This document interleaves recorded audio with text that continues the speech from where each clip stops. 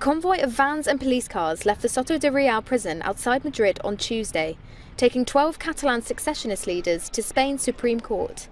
They're facing trial for their role in a failed independence bid for the Spanish region 16 months ago. That followed a referendum carried out in defiance of a judicial ban.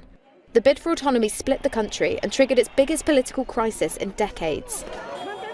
The trial is key for the future of Spain's independence movement, says Reuters Madrid correspondent Ingrid Melanda.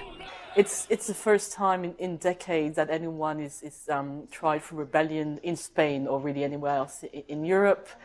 The trial clearly is putting the spotlight back on this crisis. There are protests that are going to be called on. And of course, if there's very harsh sentences at the end, we can expect strong reactions from the street, from our supporters of Catalan independence.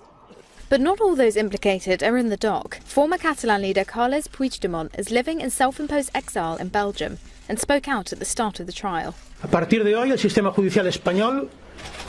Today, the Spanish judiciary system is being tested, and because the judiciary system is a fundamental pillar of democracy and the rule of law, this equates to a stress test for Spain's democracy.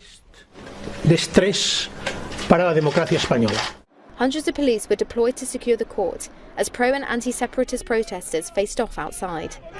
The defendants face charges of rebellion, sedition and misuse of public funds. If found guilty, the leaders could face up to 25 years in prison. Verdicts will take months, but the trial begins at a delicate time for Pedro Sanchez's government, despite the Prime Minister striking a more conciliatory tone with Catalan nationalists than his predecessors.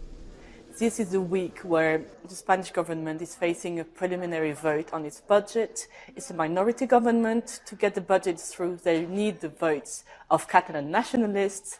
And the way it's looking now, so far, Catalan nationalists have said they will vote against it. If that indeed goes ahead, the budget will not go through, and it is very likely that there will be elections in the spring in Spain.